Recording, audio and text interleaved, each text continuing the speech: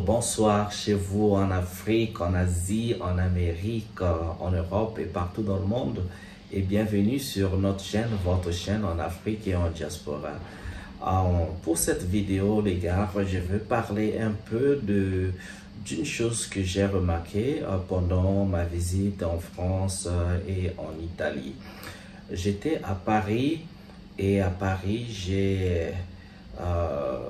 je me suis mis en vadrouille dans les rues de Paris. J'ai visité plein d'endroits comme ça, à l'instar de Montmartre avec l'église Sacré-Cœur. J'ai visité l'église la Sainte-Chapelle. J'ai visité Notre-Dame qui est en construction. J'ai visité le musée du Louvre. J'étais au jardin de Luxembourg et bien sûr à la Tour Eiffel. J'ai visité les catacombes et voilà, j'ai pris le métro, j'ai pris le bus, j'ai pris le RER.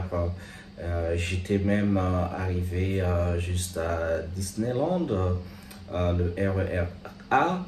Donc en vadrouille comme ça, je me suis perdu dans Paris juste pour voir un peu l'architecture.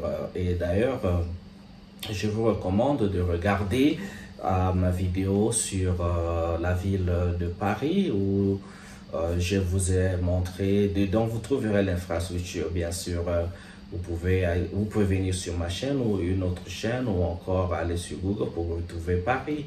Mais la vidéo, et même dans la vidéo précédente, je vous montrais juste l'infrastructure parce que moi, quand je voyage dans les pays européens, je ne vous montre pas ces vidéos parce que vous n'avez jamais vu ça. Mais les vidéos, souvent, elles sont faites parce que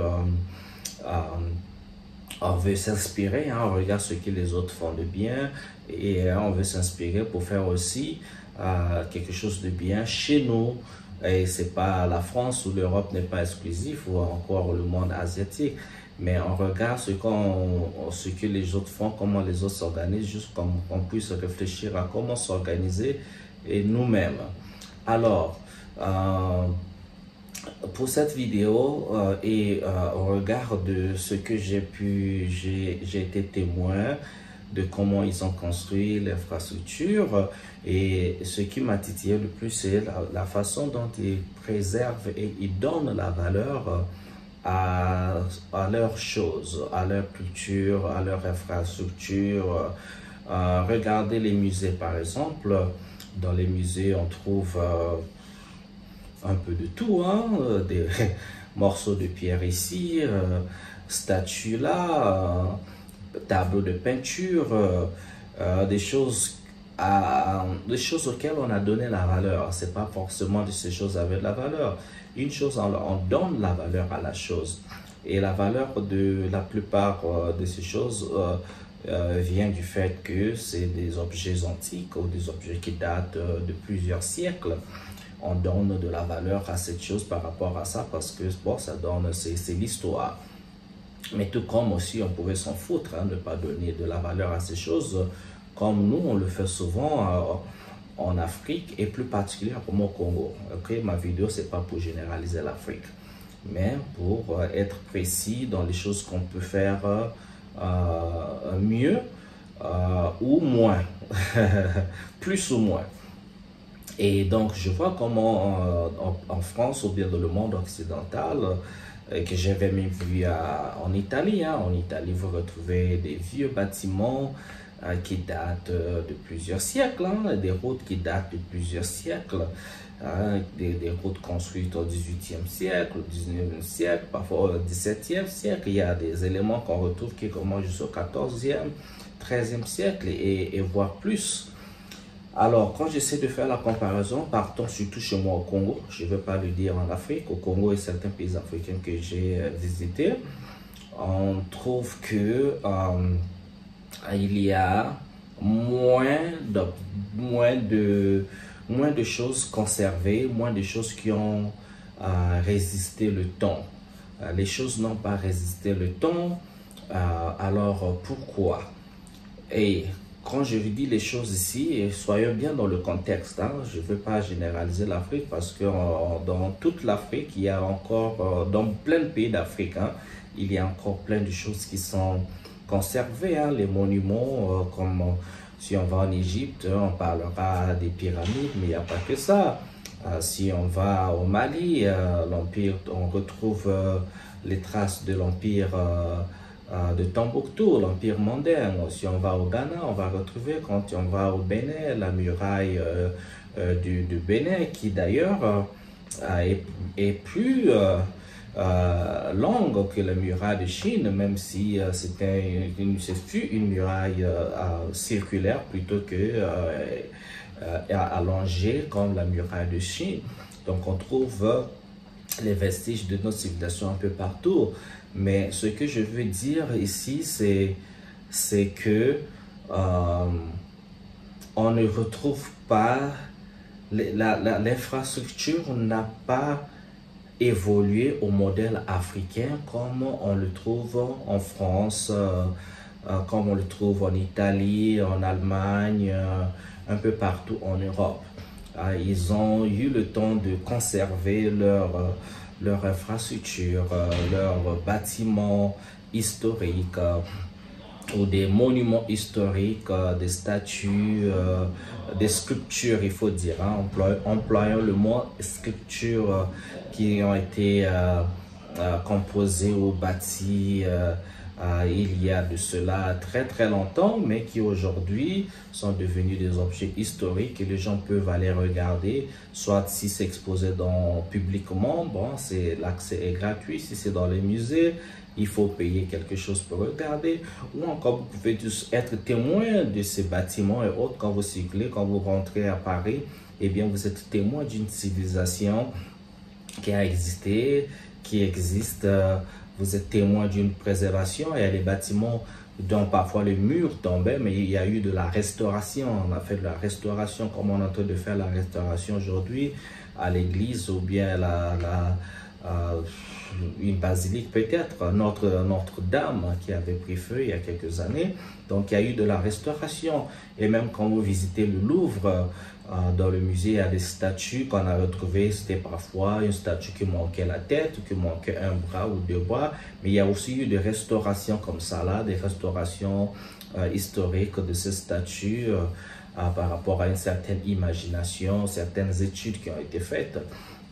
Et moi, j'ai trouvé ça quand même superbe, la manière dont ils restaurent les choses, quand ils préservent les choses, des éléments de l'histoire, ne fût-ce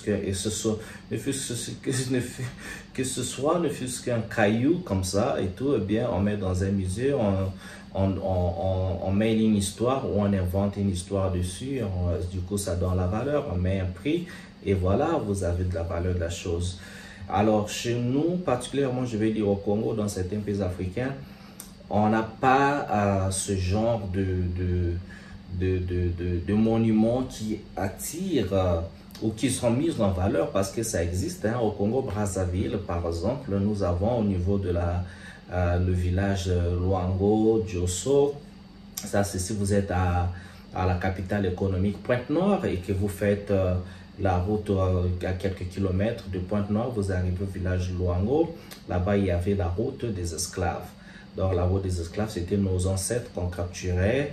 On les emmenait sur les routes des esclaves. Donc, un chemin où on acheminait, donc, pour ne pas faire la redondance, donc on acheminait nos ancêtres enchaînés. Et il y avait le port, on les mettait donc dans les bateaux pour les emmener dans les Amériques pour être vendus et être transformés en esclaves.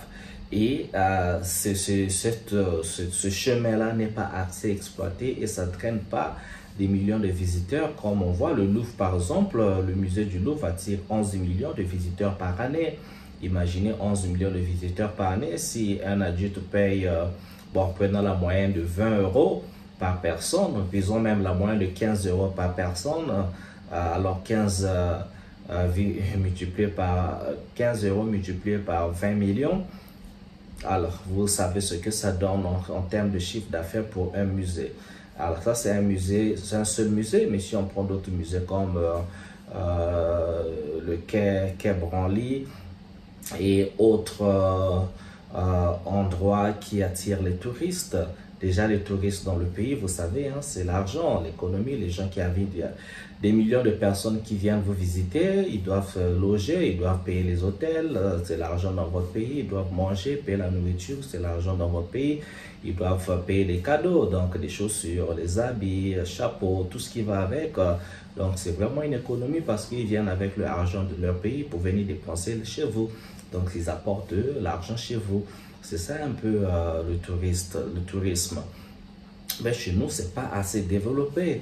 Bon, je ne suis pas en train de jeter l'anathème hein, sur qui que ce soit ici. Moi, je comprends que, et ce que j'ai remarqué, ou ce que j'ai compris, c'est peut-être même le noyau de ma vidéo, c'est le fait que les pays qui ont été colonisés, le fait d'avoir été colonisés a vraiment, la colonisation a vraiment constitué un mal pour nous. Pour nous, les pays d'Afrique qui ont été colonisés, les pays de l'Amérique du Sud qui ont été colonisés, en fait, tout pays qui a été colonisé, tout pays qui a été envahi, assujetti ou dominé par une nation européenne, c'est déjà un mal là, parce que parfois on ne semble pas comprendre le fond de la colonisation, la quintessence même, ce que la colonisation peut faire. Donc la colonisation en fait vous fait perdre tout, de vous. Ça vous fait perdre tout de vous. La colonisation ne vous permet pas de réfléchir, d'avancer. En fait, la colonisation c'est de l'esclavage, et surtout quand elle est mentale, c'est pire encore que tout. C'est ce qu'on assiste aujourd'hui, parce qu'il y a eu cette colonisation, l'occupation des terres, parce que le Congo-Brazzaville, hein, vous savez, on tourne la colonisation, même l'administration est occupée par les Français. Le Congo-Brazzaville, il faut coloniser par les Français. Donc, les directeurs de tout ce qu'on a inventé comme administration, modèle européen, parce que quand on colonise, on vous impose tout. On vous impose la religion, c'est Jésus, on vous impose un Dieu, on vous impose une manière de parler. D'abord, la langue, c'est le français. On vous impose une façon de penser. On vous impose tout. On vous impose et le système éducatif. Il y avait un système éducatif qui, malheureusement, jusqu'aujourd'hui, nous n'arrivons pas à nous débarrasser des choses inutiles dans notre système d'éducation. On vous impose tout, la pensée même, la philosophie. En fait, vous n'existez pas, vous n'avez rien pour le colonisateur. Vous n'êtes pas des humains, quoi. Quand on vous colonise, on veut faire de vous quelque chose à leur image. Donc, vos façons, la manière dont vous devez marcher, vous devez manger, vous devez parler, vous devez réfléchir. On efface votre culture et même la manière dont vous devez danser, vous devez vous comporter, vous devez vous habiller. Tout doit refléter le colonisateur. Et donc, pendant ce moment-là, tout le territoire étant occupé par le colon, donc il n'y a absolument rien que le peuple colonisé ne peut faire par lui-même. Ça veut dire que quand on parle de ce que j'ai vu chez les autres, l'infrastructure, vous n'aviez même pas le temps de réfléchir, de penser comment est-ce qu'on va construire chez nous, on va bâtir, on va construire tel bâtiment de telle manière ou de telle manière selon nous. Parce que vous voyez dans les villages, on construisait des cases avec la terre cuite, on construisait les cases, chaque peuple construisait des cases avec soit de la paille, mais on construisait en tenant compte de l'environnement. Donc la terre cuite, surtout nous vivons dans un climat chaud. Quand il fait chaud, vous ne pouvez pas construire comme les colons ont fait, construire des maisons, ce qu'on dit communément au Congo, en dur. Ça veut dire qu'avec des briques en terre, des briques faites de sable et ciment. Et encore les toitures des maisons comme on le trouve au Congo ou un peu partout en Afrique, toitures faites en tôle. Alors, on vit dans des climats qui sont chauds, vous avez une toiture en tôle. Maintenant, si vous n'avez pas les moyens pour faire un plafond ou bien pour climatiser la maison, alors il fait chaud. Mais nos ancêtres savaient qu'en construisant avec de l'argile, avec le matériau naturel, du bois et encore de la paille, même quand il faisait chaud, la maison restait refroidie et la maison gardait une température pas chaude, une température voilà, qui pouvait être supportable pour le corps quand ils revenaient du travail, de leur activité journalière. Ils rentraient à la maison, ils pouvaient dormir tranquillement chez eux sans pourtant que la maison ne chauffe. Et c'était une construction adaptée à nous. Et ces constructions pouvaient évoluer. Vous voyez aujourd'hui quand vous êtes en Chine, au Japon, dans l'Asie, même quand ils construisent de manière moderne, vous retrouvez toujours des éléments de leur culture, comme les pagodes. On retrouve toujours les pagodes chinoises. Vous allez dans n'importe quelle ville en Chine, n'importe quelle ville dans Chinatown, ville chinoise dans le monde, vous retrouvez des éléments de leur culture. Donc, les gens ont eu le temps de tenir compte de leur culture, de développer les choses ou améliorer les choses en tenant compte. Mais nous, on n'a pas eu cette chance. Donc, du coup, quand on construit tel que le colon a voulu. On n'a pas su faire de la préservation. Mais parce qu'on ne pouvait pas, puisque avant, je me disais, mais on pouvait, mais oui, on peut, ok? Je ne donne pas une excuse, parce qu'aujourd'hui, on peut faire beaucoup mieux encore.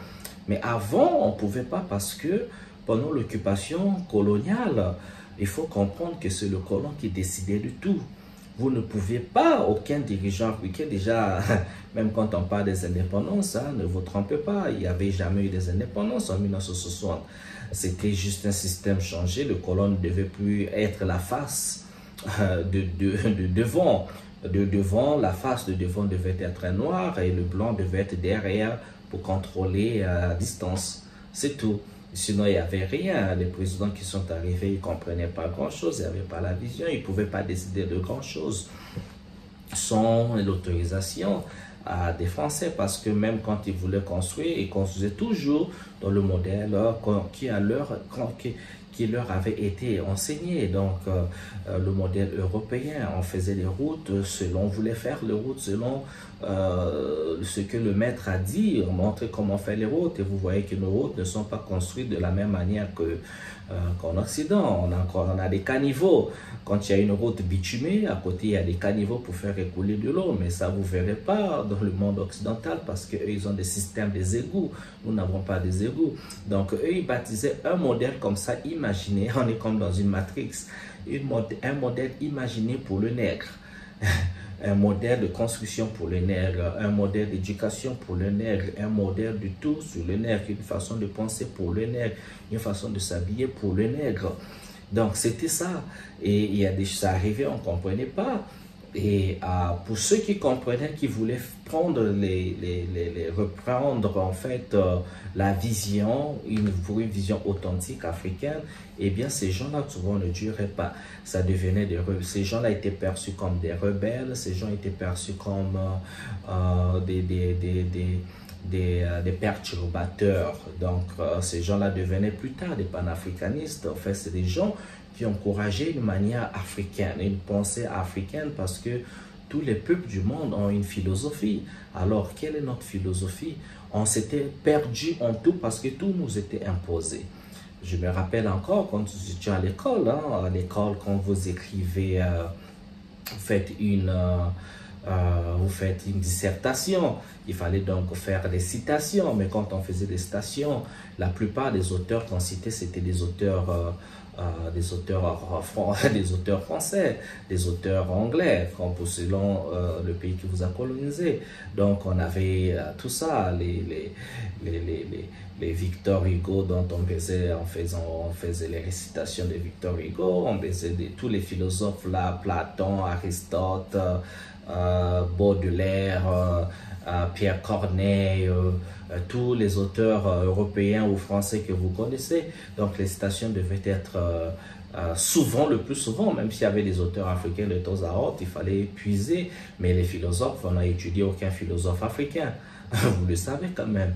Alors, est-ce qu'il y a un peuple, est-ce qu'il existe-t-il un peuple capable de dire que nous avons l'apanage de la connaissance? Non, les philosophies existent partout dans le monde et chacun dans sa langue, dans son village, dans son coin de naissance, dans son coin d'habitant développe une philosophie, une façon de penser, une façon de voir et une façon de faire des expériences de la vie, les expériences des événements courants, des événements quotidiens, de percevoir, de le faire de manière, voilà, de vivre ses émotions, de réagir par rapport au climat, de réagir par rapport au vent, par rapport à l'environnement dans lequel il vit. Et donc, nous, en Afrique, ou bien donc les peuples qui ont été colonisés, n'ont pas eu le temps de réfléchir sur cela, parce que ce modèle étalé avait, en réalité, colonisation veut dire vous garder sous la domination, sur tout et pour tout, pendant longtemps et longtemps, et le résultat de ça, c'est vous vous oubliez vous-même, et vous tombez donc, en vous oubliant, vous êtes exploité, mais pas seulement vous en tant que personne physique exploitée, mais aussi tout ce qu'il y a autour de vous, donc les richesses de votre sous-sol, les richesses qu'offre votre environnement. Donc vous n'existez en fait pas. Et on vous offre un peu pour la pitance, un peu de pitance, la pitance qu'on vous offre, et vous faites avec ça. Vous faites la pitance ici, c'est le peu d'argent qu'on vous donne de l'exploitation de vos ressources, le peu d'intelligence qu'on vous a donné ou qu'on vous a monté. Vous pouvez être intelligent par rapport à leur modèle, par rapport à leur système éducatif. Donc celui qui passait par l'école au modèle occidental, qui obtenait les diplômes, devenait donc l'intellectuel. Alors que mon oncle au village, mon grand-père au village, ou bien mon frère au village, qui comprend les choses à sa manière, qui peut être aussi, qui est aussi intellectuel, mais dans sa langue, il ne parle pas français, mais comprend les choses de sa langue, était l'intellectuel.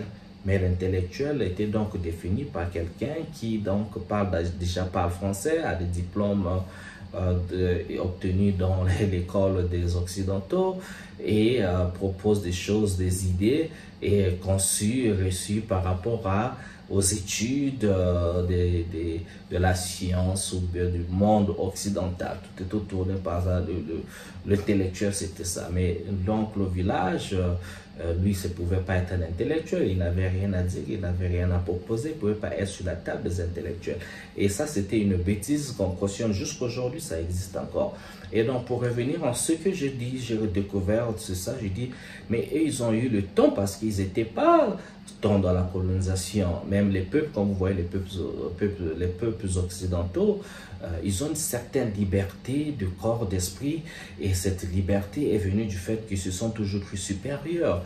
Ah, ça, il faut tomber sur le complexe de la supériorité. Et les autres, par contre, sont dans le complexe d'infériorité. Mais je vous assure, c'est incroyable.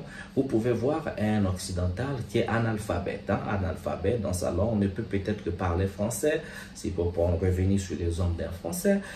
Il parle français, mais ne peut pas écrire la langue française. Ne comprend rien à rien, ne connaît ni l'histoire. Un analphabète, dans ce sens-là.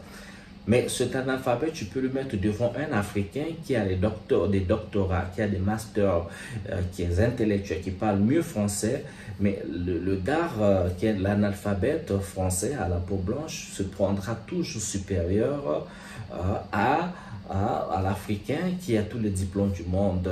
Parce que c'est ça aussi de redonner la confiance à un imbécile, donner la confiance à quelqu'un qui a un ignorant.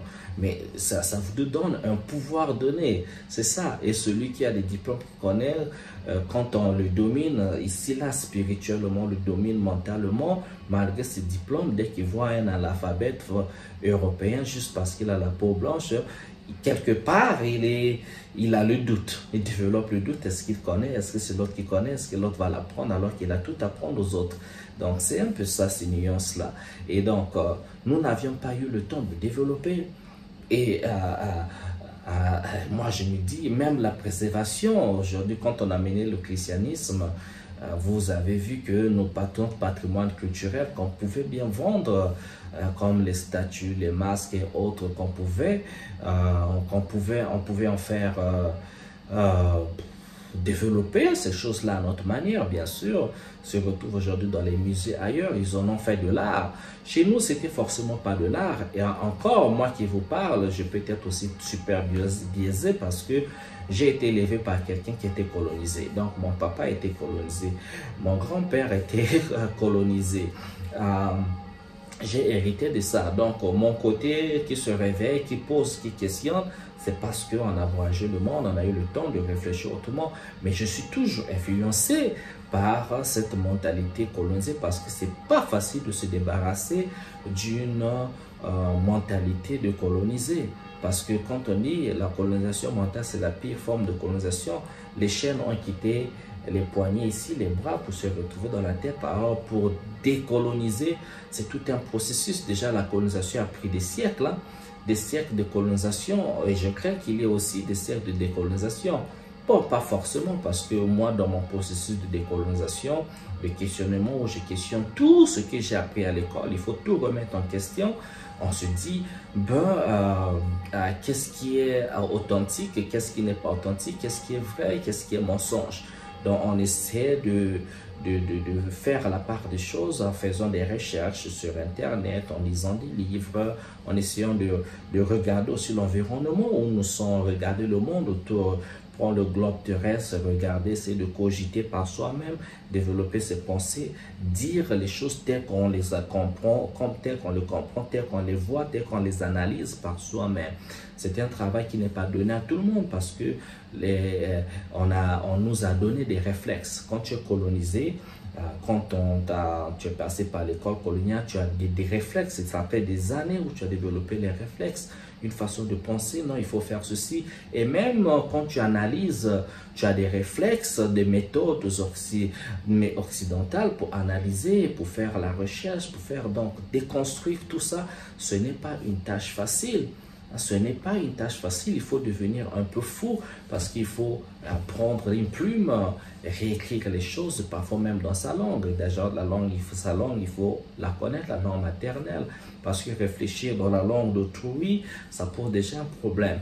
Écrire dans la langue d'autrui, pour pouvoir écrire les choses de chez toi, raconter les choses de chez toi dans la langue d'autrui, c'est difficile déjà, c'est déjà un problème parce que regardez, si le mot comme neige, chez nous au Congo, dans nos langues, le mot neige n'existe pas parce qu'il n'y a pas la neige au Congo, ok? Il n'y a pas la neige. Bon, au Congo, dans la République démocratique du Congo, un peu là-bas vers la frontière, la Tanzanie, ou bien de l'autre côté où il y a le mont Kilimandjaro, sur les montagnes, on peut trouver la neige, mais c'est pas 90% de Congolais ou 99% des Congolais n'ont jamais été là-bas pour voir la neige. Donc, le mot neige n'existe pas dans nos langues. Si le mot neige n'existe pas dans nos langues, alors tu dois écrire les choses de chez nous, on étudie avec la langue étrangère, ça va être compliqué, les choses vont se perdre dans la translation. Donc, nous n'avons pas eu le temps, le colonisateur ne nous a pas donné le temps de bâtir nos infrastructures, de réfléchir à comment faire de la préservation de notre culture et même écrire nos histoires selon nous, selon nos méthodes à nous qui existaient bien. Et donc, c'est ce que moi, mes voyages en France, en Italie, c'est ce qui m'a fait comprendre. Hein, je vous encourage, c'est votre chaîne, les gars, en Afrique ou en diaspora, les vidéos sont là. Regardez les vidéos, ce que moi j'ai vu. Hein, bon, comme j'ai dit au début, vous pouvez regarder, hein, juste un Google comme ça, images, regardez les images de comment l'infrastructure dans les pays occidentaux et regardez l'infrastructure en Afrique par exemple et faites réflexion. Donc c'est ça que je pense le mal de la colonisation qui nous a vraiment pendant très longtemps enchaîné, nous a vraiment donné du retard dans la pensée, le retard même dans la créativité. Encore, je vais dire bravo aux artistes. Hein. Les artistes sont quasiment les seuls. Hein. Artistes, danseurs, musiciens sont quasiment les seuls qui sont encore en l'esprit de créativité, de créer des choses qu'on n'a vues nulle part. Les artistes, je pense que ils battent un peu les scientifiques. parce que les artistes produisent des résultats. Vous voyez les albums, vous voyez les œuvres d'art, vous voyez les artistes et même les artisans, vous voyez ce qu'ils créent. Mais les scientifiques ont encore du mal à nous proposer des choses qui transforment nos sociétés. Bon, je comprends, ça peut être politique aussi, hein, parce que les pharmacistes ou bien les docteurs en pharmacie ou ceux qui sont habilités à nous fabriquer des vaccins, des médicaments pour guérir nos maladies, eh bien c'est comme s'ils sont super liés, hein. On ne peut pas comprendre que dans tout un continent, il n'y a pas 2, 3, 4, 5, 10 pays qui fabriquent des vaccins. Le palud est toujours là, personne ne trouve des vaccins pour le paludisme et bien d'autres maladies qui sont en Afrique. Nous tous on sait que la personne qui tient l'industrie pharmaceutique, parce que si on doit toujours acheter les Nivaquine, les chloroquines et tout ce qu'on achète des pharmacies occidentales, vous savez ce que ça veut dire. L'argent ne doit jamais arrêter de couler. Si vous retrouvez vos propres moyens pour vous soigner, eh bien c'est la chute de l'industrie pharmaceutique occidentale, ceux qui nous vendent tout ici là. Donc bon, je peux comprendre, mais les arts des scientifiques de tous bords, dans tous les domaines scientifiques, eh bien je pense que les artistes vous battent 1000-0. Vous voyez pas assez, voilà quoi. Bon. Comme j'ai dit, hein, des raisons politiques comme ça et tout, c'est compliqué. Donc ne venez pas après moi. Et donc c'est ça.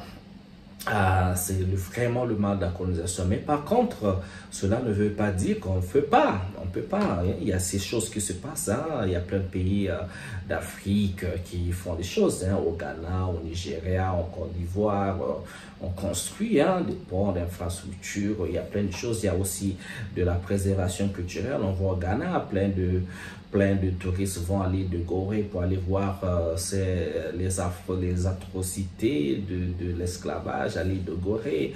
Non, ça c'est au Sénégal plutôt, à l'île de Gorée au Sénégal. Au Ghana, les gens, à la Côte d'Or, les gens vont au Ghana. En Tanzanie, les gens vont encore pour les safaris, pour voir les animaux. Bon, tu vois, les Occidentaux en Afrique, ils sont intéressés aux animaux, hein, pas aux habitants, mais aux animaux. Mais bon, c'est comme ça. Mais néanmoins, ça apporte, c'est le tourisme, hein, là-bas au niveau de la Tanzanie, du Kenya. Donc, il y a plein de choses, en fait, qui se passent.